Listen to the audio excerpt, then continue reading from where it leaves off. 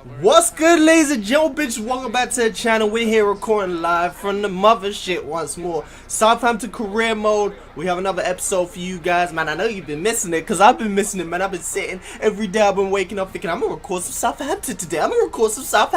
And it's never happened. But now, I think I figured out a time in my day where I'm gonna be able to record it. I'm not gonna be able to record it everywhere. I mean, there will be time for me to record it, but I'm not gonna get it done every day. I ain't gonna sit here and act like we're gonna get daily videos of Southampton. At least not yet. But at least I found a spot within my day where I will be able to record Southampton and fit it into my schedule. So Southampton, we got it here today, and we're starting off with a game against Liverpool, who in real life are just frustrating me because they won't just die. Like I can't stand Liverpool. I'm like most people, like I hate Liverpool. I don't want to see them win the Champions League, but now we're in a predicament where it's Liverpool or Tottenham. Pick your poison. There's no way I want Tottenham to win the Champions League. Now I gotta support Liverpool for the first time in my days. God damn it. I still hope Man City win the Premier League though. God damn. Oh my god, if Liverpool win the Premier League, my life is over. It's over, but we are in this game, and right now we are absolutely dominated. Sergi Dada playing a beautiful pass into Vasquez. Hits the post, and on the rebound emphatically, Jesse Rodriguez is there to just slam it into that top. Wow, why did he aim for the top corner? I do not know. Unnecessary. 12 minutes in, our pressure has paid off, and we find ourselves in the lead.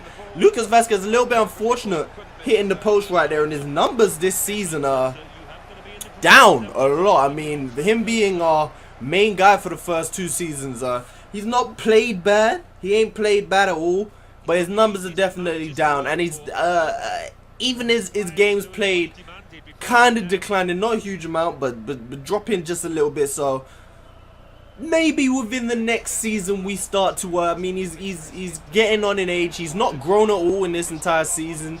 I mean, a series, so he's not decreased at all in this series either. He's just stayed put in the ratings and stuff. Maybe we start weeding him out and finding a replacement for his position. We have plenty of wingers. We have plenty of youth also, so it shouldn't be too hard. But 26 minutes in, Liverpool were able to get themselves back in level terms, and it was Mo Salah. We gave too much space, I guess, in the end. Way too much space, and there was someone running straight through the middle. And as usual, the midfielders just don't like to track runs in this game, and there's no way to really make them track runs either. Like, there's no way to make a midfielder really track a run. Like, they'll track it halfway, but it's almost as if as soon as their man gets into the box, they're like, nah, I ain't going that far back, because I ain't going into that hood. It's like they just don't want to follow anybody that far back, but there's not much you can do, so there's no point sitting around complaining about it. It's been the case for a while. Into the second half now. Liverpool coming forward again. Jonathan Tah coming on. I don't know. Not entirely. Well, I think that's Jonathan Tah, centre back. Don't know why they would bring him on this time in the game, but maybe they had an injury. But we're coming forward again. Yazabal needs to turn a foul off. Plays it to Højbjerg across to Sergi Dada, taking a shot, forcing a good save out of Loris Karius. I completely forgot Loris Karius even existed as a player. Like, hope he's having a good time over there. But is he at Besiktas? Something like that. I don't know. But he ain't getting no Liverpool shirt on again now that Alisson is arrived. But look at who turns up to power ahead of home and put us back in the lead. 2-1 up. Nathaniel Klein looking back at it now. Should have probably went for the no celebration, but I don't know how to do it, so it is what it is. He's gonna celebrate. He's gonna celebrate because I don't know. To be honest, I ain't even a fan of no celebrations. Like, the fact that people were having a go at Suarez for celebrating when he scored against Liverpool, that type of stuff just pisses me off. Like, honestly, I might be the only one, but I don't give a damn if I used to play for you. I'm celebrating if I score. It's a goal, bro. A goal is a big thing, especially if I'm scoring in a Champions League semi-final. Like, why would I not celebrate? I don't give a damn if I used to play for you. I used to play for you. I don't play for you no more. I scored a goal. I don't, like, that stuff is annoying. And, like, I can kind of understand it and let it slide if it's a player who played for a team for a lot. Like, when Lampard scored against Chelsea for Man City, I can understand him not celebrating there. But when you played for a team for 2 seasons Like, come on. And you used to come off the bench all the time and shit. Like, come on, you man. Just celebrate your goal, man. Like, damn. Like, don't go overboard like Adebayo or nothing. But like, run, you can celebrate. We ain't got a problem with that. But that's the end of my little run. We did concede a goal during that run, and it ended up being 2-2, and now we're on the back foot after a game that we've pretty much dominated through a large portion, looked good, and now we have one more chance to try and get ourselves back into the lead. And it's a Yazabal powering down this left hand side, pulls it into the box and finds Almiron, who unfortunately couldn't find either side of the goalkeeper. If he found either the right side or the left side, it would have been in the back of the net most likely. And now, after that match, I done something a little bit controversial, because at this point we were not even through in the Champions League, and I risked it and I simulated against Real Madrid. Because at the end of the day, you look at the table there, we got 1 point. If we didn't get our point and Shakhtar done anything, we would have been out. It was risky. But at the end of the day, like, you guys know I don't simulate a lot. I don't like to simulate a lot. And this was the first simulated match I've done in a while. But really and truthfully, I just didn't want to play Real Madrid again. Like, it feels like we've played Real Madrid so many times already in this series. We had them in the group stages now. I'm sure we played them in the knockout stages last season in the Champions League. And we had them in our group last season in the Champions League. And I think we had them in our group the season before. I don't know. It just feels like we've played Real Madrid a whole lot in this series. And I just didn't want to play them again, to be honest. So, I simulated. It was a risk, but we actually made it through. We actually got a draw at home against Real Madrid. I'm pretty proud of the team to get a draw in a simulated match against Real Madrid. They surprised me. They did more than I expected. But we're into a game against the other half of Merseyside right here, who have a really good team in this save, but not good enough to stop Miguel Almiron from opening the score in 12 minutes in. This guy has been on fire for us this season. He is looking good, feeling good, and executing at the highest level in this series. And he does it once more, finding the back of the net. Nice little pass right in here from Højbjerg, sliding them in. And one fine touch, that first touch set it all up. That first touch got him away from the defender and got him in the perfect position to just poke it past Pickford. A bit more than a poke, but at the end of the day, got into the back of the net. And then the next chance didn't come into the second half. You see, we've had a time jump into the 68th minute, and that chance only came because a penalty was given. Like, we were having a hard time breaking down Everton. Everton were having a hard time breaking us down. No chances in this game, really, until the 69th minute when Jesse Rodriguez stepped up to take penalty. It would have usually been Bertrand Traore, but Jesse Rodriguez right now is taking up the striker's mantle and unable to beat the keeper. I don't even get upset when I miss penalties in this game. I don't get upset. I don't feel mad. I don't, like, but you damn near miss any penalty. You probably miss half the penalties you take in this game, if I'm honest. Like, I wouldn't be surprised if the numbers came out and it was half the penalties taken were saved. Because the keepers, if they just always dive the right way in this game, like, and if they dive the right way, they save it 100% of the time. I've been over this, not going to go over it again. It is what it is. 73 minutes, Everton come forward and equalize, and that is just a kick in the teeth, because, we just missed a penalty. I mean, you miss a penalty and then concede, you're going to feel like, damn, we missed a good opportunity. We should be in the lead right now, and it is Lookman as well. Ademola Lookman, player we had for half a season in our ranks when we loaned him in the first season. Did alright for us, I guess. I mean, he played every now and again, didn't do anything special, wasn't amazing, wasn't bad. He was just here kind of, but he actually gives Everton a point so far in this game. We have to try and rescue our 3 points back again, and it's Nathaniel Klein got a man running down. It's Jesse Rodriguez making up for his penalty miss.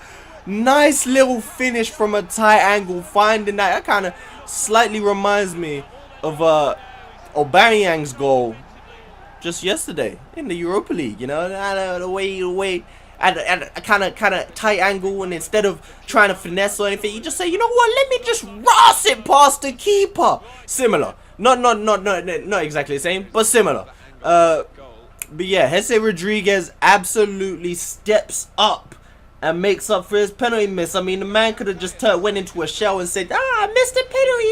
I'm so disappointed in myself. He said, nah, I'm going to step up and I'm going to win the game for my team. Nathaniel Klein got himself man of the match, and he got the assist for the game-winning goal.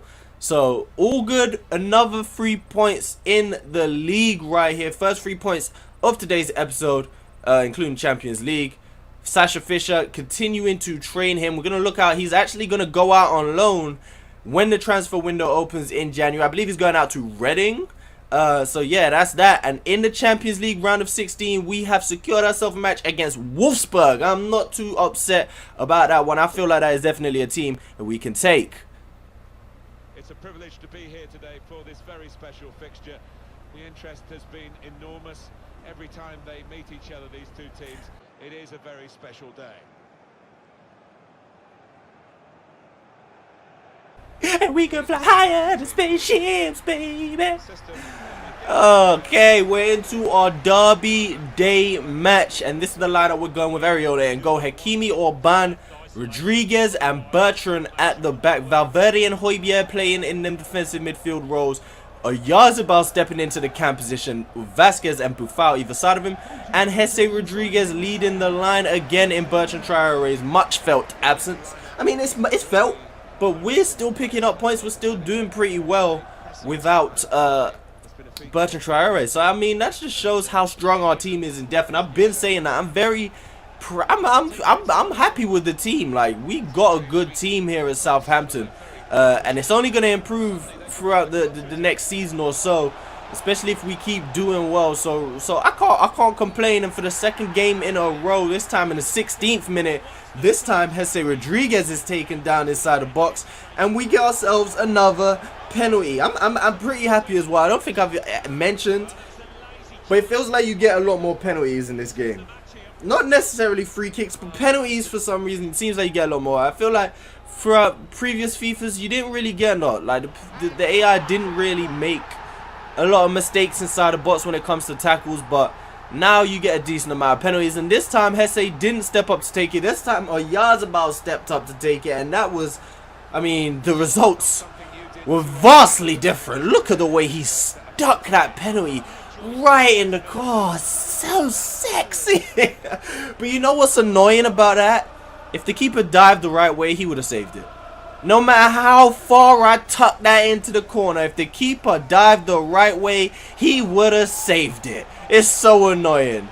Fucking hell, it's so annoying. But again, we had a great chance, and the Oyarzabal couldn't really open up his body enough to get that into the far post. Instead, he tried, that was a boat. That time he tried poking past the keeper. And look at us playing some beautiful football back and forth. Oyarzabal stops, opens up his body, and that right there is a beautiful goal from the Spaniard. He has really stepped up. Really stepped, especially as even more since Bertrand Traore is injured. A beautiful football. Tiki-taka, one touch. Look at the first touch. Oh my god, he just dropped the shoulder and sent the defender packing. Look, is that Gro? Send the defender packing. Finessed it into that far post. Oyarzabal, you are looking good. Or Oyarzabal, because you know that Z in Spanish is pronounced let me tell you one more time how it's pronounced. This. He's really stepping up. Oyarzabal, I'm so happy with the signing of him so far this season. I couldn't be happier. But yeah, we're coming forward now with another attack, and it's a Miron. Oh, it's not a Miron. It's a Oyarzabal. Last game, we saw Oyarzabal winning a header he shouldn't have won. This time it's Oyarzabal winning a header. I mean, that needs to be cut out of this game for FIFA 20. Like, players, I just don't want to see players of his height winning headers like that. Just stop. They shouldn't be winning them at all. There's no reason for it. The height, they're not tall, and they don't have good jumping ability nor heading ability. They shouldn't be winning headers like that against defenders. But I digress. We went 3-0 up as Lucas Vasquez got himself on the score sheet. I feel like the keeper should have maybe done a little bit better, but he just dived a little bit late, didn't he? It's a good finish from Vasquez, hard and low. That's what you teach your strikers to do. You can't ask for much more than hit it hard, low, and across the keeper, actually. Hard, low, and across the keeper. He's done all three of those things, so you can't complain too much But at the same time, I still feel like the keeper maybe should have saved it. Bertrand Traore losing the ball in a dangerous position right there, and the ball actually broke for Andone, I think it was. Nope, not Andone. Not Andone at all. That is certainly not Andone. But he didn't do any of those things. It wasn't hard, low, or across the keeper. I mean, it was kind of low. Maybe it was kind of hard. I don't know, but it wasn't across the keeper. And Riola was he produced a relatively easy save, but the resulting corner was not the same. He did not have an easy save. On the line was Hakimi, I believe, and he was just not able to keep that from going in. It was somewhat of a bullet header right there, and this man, he's pleased with his effort. Look at his face. Look at that smile. He's pleased. But yeah, Hakimi on the line got his head onto it, but damn, the speed that ball came at him with, I can't even be mad that he didn't get that off the line. That was a bullet header. 56 minutes in, we've been cruising. There's still a lot of time to play in this game as well. Sofiane Boufal playing it down the line to Yazbal, who's not able to get onto the end of it at first, but Gro gives it up to Yazbal, who pulls it back to Boufal, and Boufal with a tidy finish. Tidy finish with Boufal getting himself on the score sheet again, having a really good season off of the bench. Sofiane Boufal.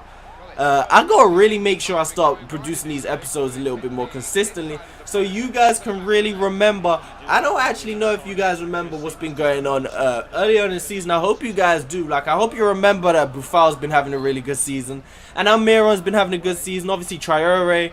Like, I don't want you guys to forget what's going on between episodes. So I'm really gotta try and get these episodes out a lot faster and a lot more often. I think the last episode I uploaded was 2 weeks ago now. Like, I got at least get one episode up a week, and if I don't, you guys can scold me, but I'm gonna try and go for 2 a week.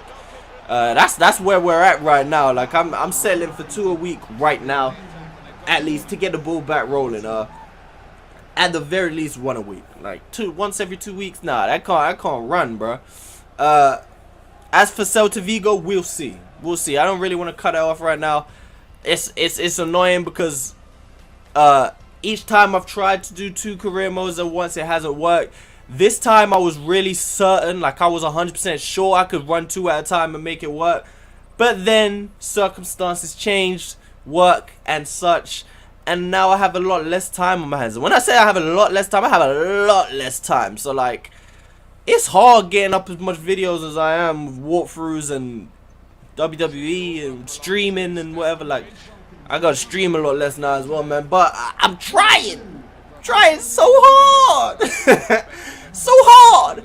But we get ourselves into what I believe is the final match of the episode. It should be. If this ain't the final match of the episode, I'm doing something wrong, because there's no reason for me to have 5 games in it. That would be 6 if you include the simulation. Up against Chelsea right here, the midfield 3 is underwhelming. Van Ginkel, Pasalic, and Kante. Van Ginkel is always really good on FIFA, but I mean, overall sense, I guess, not the greatest. The front line also quite underwhelming. The Chelsea team as a whole, quite underwhelming. Hermoso comes back into the squad for this one. Otherwise, the back 4 is all the same. Midfield 3 of Lamina, Romeu, and Højbjerg, the Trinity, and a front line of Vasquez, Gabbiadini, and Oyarzabal lead the line. Gabbiadini getting back into the squad, taking over Hesse's position. Oyarzabal getting into the box, pulling it back for Gabbiadini, and another goal created by Oyarzabal, doing a brilliant job. You see the way he skipped over Rudiger's challenge? Could have probably drew a challenge and went down, but instead he kept going, stayed on his feet, and picked out Gabbiadini beautifully. The first chance, we are just so good at creating early goals, like, and early chances in general. Gabbiadini, I mean, that looks simple, but you gotta praise him for that finish. Ball's coming across his body pretty quickly while he's moving at pace into the box. He's got to open his body up and part, like, it's not, I mean, yes, he should be scoring. Of course he should score that, but not as easy as it might look. Musonda coming down this right hand side now.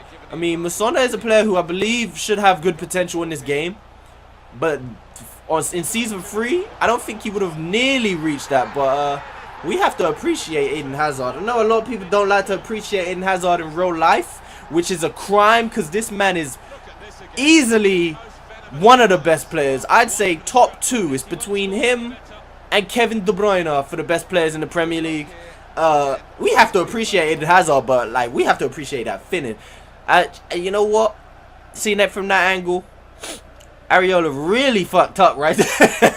He really. I'm not gonna blame Areola though, cause like, again, in slow motion and close up, yeah, that looks bad. But I mean, Hazard was at damn near point blank range and volleyed it with pace. Like, you can't blame the keeper right there for not making that save 100%. It is what it is. But we did fall behind to N'Golo Kante, so maybe I underestimated this Chelsea squad just a little bit, because they still do have players of class, and those two players of class especially have stepped up to force us behind in this game. Eden Hazard finding the back of the net, and now N'Golo Kante. That's us losing the ball in a real position that we shouldn't lose it in, and we paid the ultimate price right there because nobody was in position after that. N'Golo Kante is wide open at the penalty spot, and he's going to put that into the back of the net probably 10 times out of 10, and at the very least 9 times out of 10. And they celebrate putting themselves in the lead right here at Stamford Bridge. 2 goals this season for N'Golo Kante. And now we have to try and get ourselves back into it. But you see right here, 87 minutes in the game before we are able to create anything else.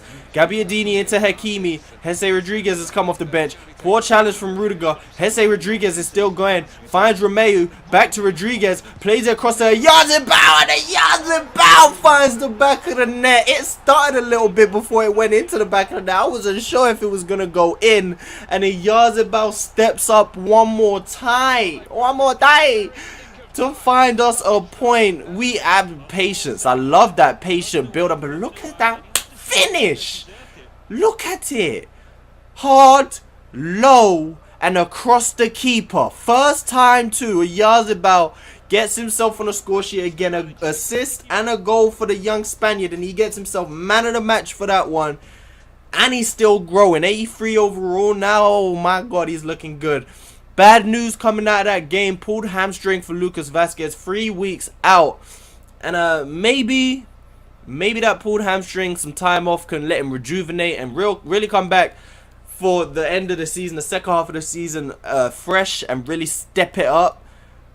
But boy, I'm pretty hyped for the second half of the season when Traore comes back and Yazabal's now on form. Almiron hopefully can keep up this form. Højbjerg is playing well. We are looking good, ladies and gentlemen, bitches. But hope you guys enjoyed this episode. Again, I'm looking for 2 episodes of this a week. And if I don't do that, you be up in the comments. Be up in the comments and say, yo, capital letters, yo, exclamation mark, where's Southampton? And I guarantee you that will get my juices flowing. I say, yeah, you right, where's Southampton? But for now, I hope you guys enjoyed it. I see you guys later. I love you guys. Peace.